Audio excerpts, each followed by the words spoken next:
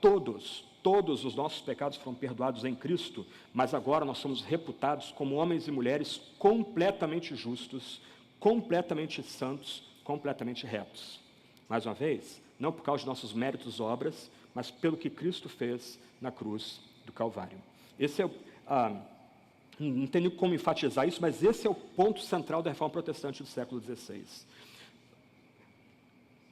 Ser simplesmente monergista não quer dizer que você está alinhado com a reforma protestante do século XVI. Antes da reforma protestante do século XVI, Agostinho era monergista, Isidoro de Sevilha era monergista, Bernardo de Claraval era monergista, Anselmo da Cantuária antes dele também era monergista, Tomás de Aquino, Tomás de Kempis, todos eles criam em eleição soberana, todos eles criam que Deus soberanamente elege, não por previsão de fé a obras, uma mera previsão de fé a obras, mas Deus elege os piores pecadores para que eles cheguem à fé. Todos eles eram monergistas, mas eles não entenderam que nós somos aceitos por Deus por meio de um ato, isto é, quando nós cremos em Jesus Cristo, quando nós estendemos as mãos para aquele que foi levantado na cruz pelo nosso pecado, aquele que foi esmagado na cruz no meu lugar ou no seu lugar, no lugar de piores pecadores, quando nós descansamos somente em Jesus, nós agora, por meio de um ato, somos declarados completamente justos e retos. Não só todos os nossos pecados foram perdoados, mas nós agora somos tratados como homens e mulheres completamente justos e retos. Diante de Deus, diante do seu tribunal, nós já fomos absolvidos por meio de Cristo Jesus. Todo temor é expulso, todo medo é lançado fora. Nós agora somos estabelecidos, de fato, como novas criaturas, novos homens, novas mulheres, não por causa de nosso mérito, não por algo que a gente fez ou deixou de fazer, mas por causa de Cristo Jesus, do que Ele fez em sua vida e, finalmente, na cruz, em sua morte sangrenta naquele Calvário. Zacarias Ursinos, que é o autor do Catecismo de Heidelberg, ele resume esse ensino da seguinte forma na pergunta 36. O que você crê sobre a remissão dos pecados? Presta atenção como nossos pais entenderam corretamente a doutrina. Creio que Deus, por causa da satisfação em Cristo, jamais quer lembrar-se de meus pecados e de minha natureza pecaminosa, que devo combater durante toda a minha vida. Mas Ele me dá a justiça de Cristo pela graça, e assim nunca mais serei condenado por Deus. Nunca mais. Eu vou tratar desse ponto no final, mas nós continuamos lutando com a nossa velha natureza, nós continuamos lutando com nossos baixos instintos. Irmãos e irmãs, a nossa única esperança aqui agora e depois diante do tribunal de Deus é Cristo Jesus, é a sua perfeita vida, é a justiça que Ele comunica naquela cruz sangrenta onde Ele foi levantado. E essa justiça é recebida pela fé somente. A justiça perfeita de Cristo é imputada por meio da fé somente. E a fé aqui não é o fundamento da salvação, mas é o único meio de receber essa justiça. Lembra, meu primeiro ponto, a base da nossa justificação é a graça de Deus em Cristo Jesus. É a que o breve catecismo fala de a livre graça de Deus. Se você quiser visualizar o ponto aqui, você pode visualizar na sua mente aí uma cruz. O fundamento da cruz é a base da nossa justificação, e o que nos é comunicado ao estendermos as mãos para essa cruz é a perfeita justiça de Cristo, é a santidade, a retidão de Cristo que é comunicada a nós. Nós não somos salvos pela justificação, pela fé. Nós não somos justificados pela fé, nós somos justificados pela graça, e nós recebemos essa justiça pela fé somente. A fé, então, é o único meio de receber a justiça divina. Como o breve catecismo, na pergunta 86, diz: a fé em Jesus Cristo é uma graça salvadora, pelo qual o recebemos e confiamos só nele para a salvação, como ele, Cristo, nos é oferecido no Evangelho. Essa definição breve aqui de fé nos ajuda aqui a entender alguns pontos. Primeiro, o significado básico da palavra fé é crer e confiar. Como João Calvino vai dizer, os pregadores, ao expor o texto sagrado, devem retratar Cristo crucificado de tal forma e com tanta beleza que isso torna desnecessário quadros, vitrais e representações pictóricas da crucificação. Quando Cristo é retratado dessa forma diante de nós, quando Cristo sangrando, esmagado, cheio de feridas, preso no madeiro, é retratado diante de nós pela nossa, ou por meio da pregação, por meio do ensino, nós somos suscitados a confiar somente em Jesus Cristo, como dado no Evangelho, como dado na Sagrada Escritura. Nós somos suscitados a crer nesse Jesus. Nós somos suscitados a confiar nesse Jesus. E como meu bom professor de teologia sistemática nos ensinava, crer e confiar é basicamente estender mãos vazias para Cristo. É reconhecer que a gente não tem nada para trocar com Jesus, é reconhecer que a gente não tem nada para apresentar diante de Cristo. Tudo que nós precisamos para sermos novos homens, novas mulheres diante de Deus, o que nós precisamos para sermos reconciliados com Deus, está dado em Cristo, está dado na cruz de Cristo, no seu sacrifício sangrento no Gólgota, naquela cruz de vergonha e dor. Então, quando Cristo é retratado, crucificado diante de nós, quando Ele é colocado com poder diante de nós como aquele que morreu pelos nossos pecados, nós somos chamados a confiar somente nele. E nesse ponto aqui, a fé salvadora, a fé de fato salvadora, é edificada somente em Cristo, que é o fundamento da nossa salvação. E somente em Cristo como retratado, como oferecido na Sagrada Escritura. Nós não somos salvos pelas imagens populares de Jesus, nós não somos salvos por Cristo ser retratado como um tipo de guru, ou mestre, ou curandeiro. Nós somos salvos ao confiar no relato que vem dos evangelhos a respeito de Jesus Cristo. E se você lembra dos relatos de Cristo, o clímax dos relatos de Cristo é a prisão, o julgamento, os espancamentos, sobretudo a crucificação de nosso Senhor. Esse é o clímax do relato dos evangelhos, e nós somos chamados a colocar fé nesse relato, em Cristo como retratado da Escritura, se nós queremos ser de fato novos homens, novas mulheres em Cristo, se nós de fato queremos provar essa justiça que vem exclusivamente de Cristo. Então, nesse sentido, a fé é o meio pelo qual Cristo e sua justiça são imputados àquele que crê. A fé é o único meio pelo qual a justiça de Cristo, a obediência perfeita de Cristo é dada a nós. Para usar a linguagem do profeta Isaías, antes nós estávamos vestidos com roupas de mendigo, sujas, fedidas, puídas, e ao crermos em Jesus Cristo, ao estender mãos vazias para o crucificado, nós agora somos revestidos com manto de festa, com um manto mais bonito de festa de casamento. E nesse sentido, a gente precisa lembrar que essa fé salvadora não é obra humana, mas é um dom de Deus. Para lembrar de Santo Agostinho, famoso bispo de Hipona, ele dizia que nós não somos eleitos porque Deus previu que teríamos fé. Nós temos fé porque Deus nos elegeu. Então, nesse sentido, se a fé fosse fundamento, a base da justificação, a fé seria um outro tipo de obra meritória realizada na presença de Deus. Mas a fé não é obra meritória. A fé é o reconhecimento que nós não temos nada. A fé é o reconhecimento que nós precisamos de uma justiça que vem de fora de nós, que é estranha a nós. A fé é o reconhecimento que nossa roupa é suja, é imunda, e que nós precisamos das roupas de festa que estão em Cristo. Nós precisamos ser revestidos das vestes do próprio Senhor Jesus. Então, por isso, a Sagrada Escritura vai lembrar que a fé também é um dom do Espírito Santo, ela é comunicada pelo Espírito Santo. A gente pode lembrar aqui de Atos 13, 48, que chegam à fé, aqueles foram destinados para tal, Efésios 2, 8 e 9, Hebreus 12, 2, que lembra que Jesus é o autor e consumador, não só da fé dos grandes santos do Antigo Testamento, mas também autor e consumador de nossa fé. E essa fé é recebida no contexto da vocação eficaz e da regeneração. Nesse sentido, nós estamos realmente presos num problema que nós não temos como resolver, mas Deus resolve do começo ao fim. Deus permanece justo, isto é, Deus permanece reto, Ele não muda, Ele envia o Filho dEle para morrer pelos nossos pecados, e o que Ele faz é que quando nós cremos em Jesus, toda a justiça perfeita de Cristo é comunicada positivamente àquele que crê. Aquele que crê não é só completamente perdoado. Aquele que crê não é apenas tem todos os seus pecados perdoados, mas aquele que crê agora é declarado justo, é tratado como justo diante de Deus, como se nunca tivesse cometido pecado algum, não pelos seus méritos, mas pelo mérito de Cristo Jesus. E até mesmo a fé que é exigida da gente da Sagrada Escritura é suscitada em nós por obra do Espírito Santo.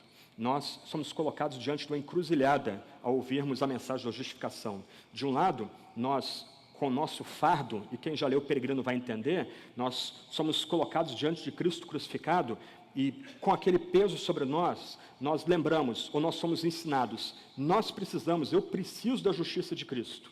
Eu preciso receber os benefícios que vêm do sacrifício de Jesus. Mas eu não consigo fazer com que essa justiça venha a mim.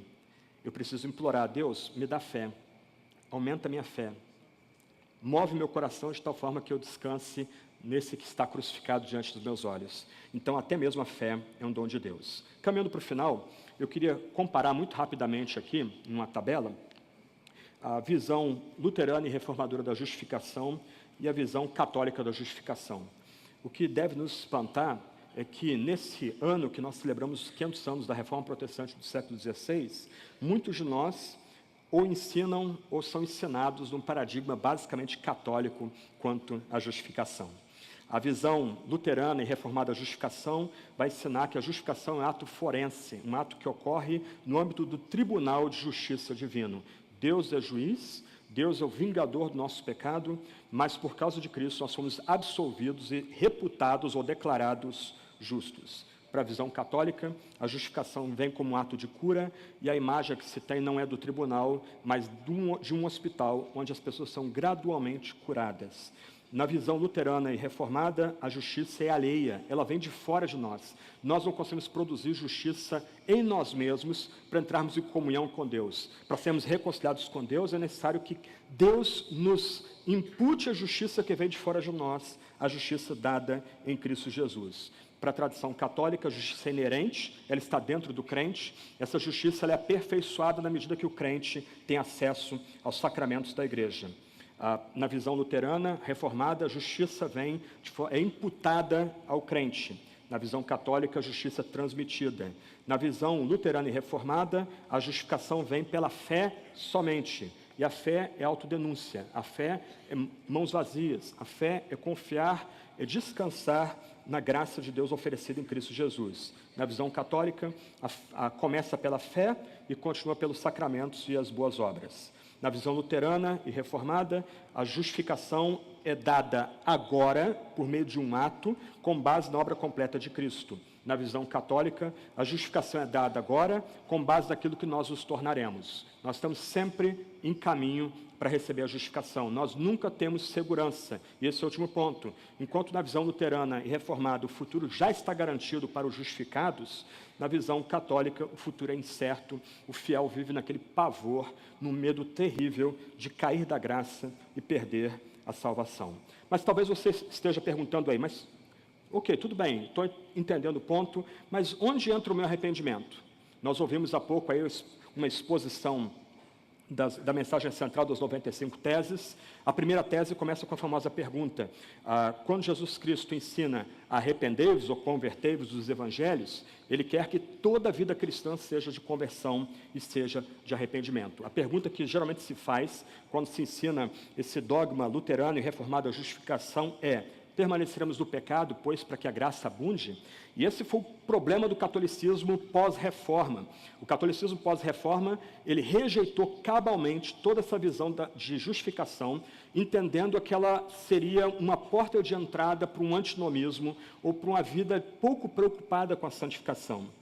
Mas Lutero entendeu que aqueles que foram justificados continuam lutando com a sua natureza pecaminosa. Por isso ele fala do paradoxo da justificação.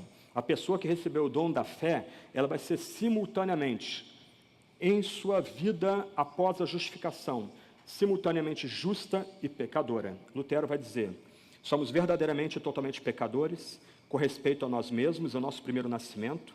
Inversamente, já que Cristo nos foi dado, somos santos e justos totalmente.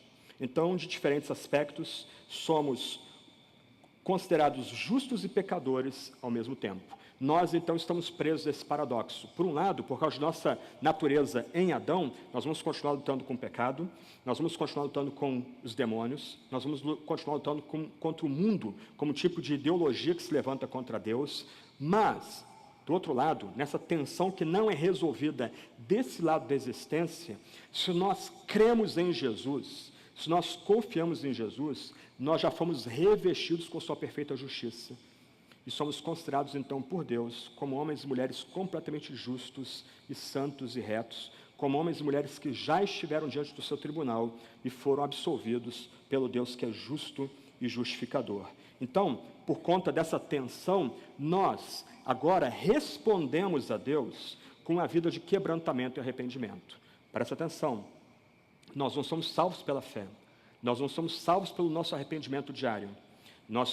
A fé é o único meio pelo qual nós recebemos a justiça de Deus em Cristo Jesus, e do outro lado, nosso arrependimento diário, nosso quebrantamento diário, é a nossa resposta de gratidão à grande graça que Deus nos deu em Cristo Jesus no Calvário.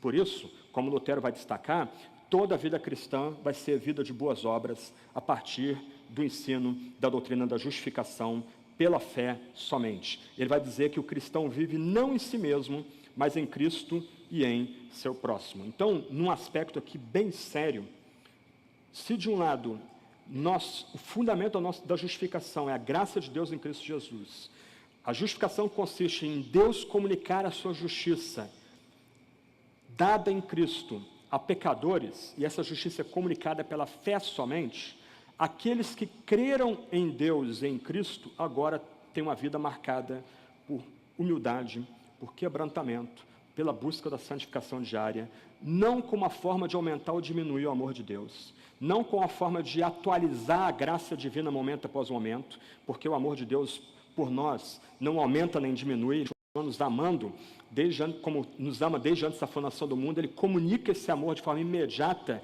a nós quando cremos em Jesus crucificado, como dado no madeiro.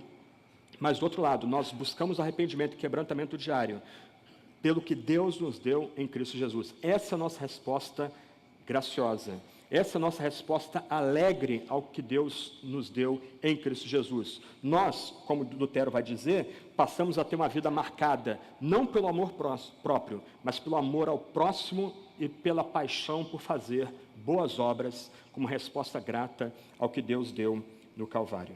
Eu queria encerrar lendo mais uma vez Zacarias Ursinos, no Catecismo de Heidelberg, na pergunta 60, ele resume tudo que nós vimos até o presente momento. O fundamento da justificação é a graça de Deus. A justificação consiste na imputação da justiça e da obediência perfeita de Cristo ao que crê somente, ao que confia somente.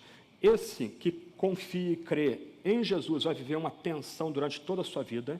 De um lado, objetivamente, ele já é justo e contado como reto e santo na presença de Deus, mas ele continua lutando com seus baixos instintos, com a sua natureza adâmica, mas do outro lado, ele agora tem liberdade para viver uma vida de alegria, de quebrantamento, de humildade, de arrependimento na presença de Deus. Zacarias Ursinos resume então tudo isso da seguinte forma: como você é justo perante Deus? Presta atenção na resposta. Somente por verdadeira fé em Jesus Cristo. Mesmo que minha consciência me acuse de ter pecado gravemente contra todos os mandamentos de Deus e de não ter guardado nenhum deles, e de ser ainda inclinado a todo o mal, olha que bonito isso, gente. Todavia Deus me dá, sem nenhum mérito meu, por pura graça e perfeita satisfação, a justiça e a santidade de Cristo. Grifa isso. Deus me trata como se eu nunca tivesse cometido pecado algum ou jamais tivesse sido pecador. E como se pessoalmente eu tivesse cumprido toda a obediência que Cristo cumpriu por mim. Esse benefício é meu somente se eu aceitar pela fé de todo o coração. Que Deus nos ajude de fato a honrar a tradição da Reforma, que nós celebramos esse ano, esses 500 anos da Reforma Protestante do século XVI, não só redescobrindo a doutrina da justificação, mas pregando, ensinando, vindicando essa mesma doutrina aqui e agora. Vamos orar. E nós encerramos.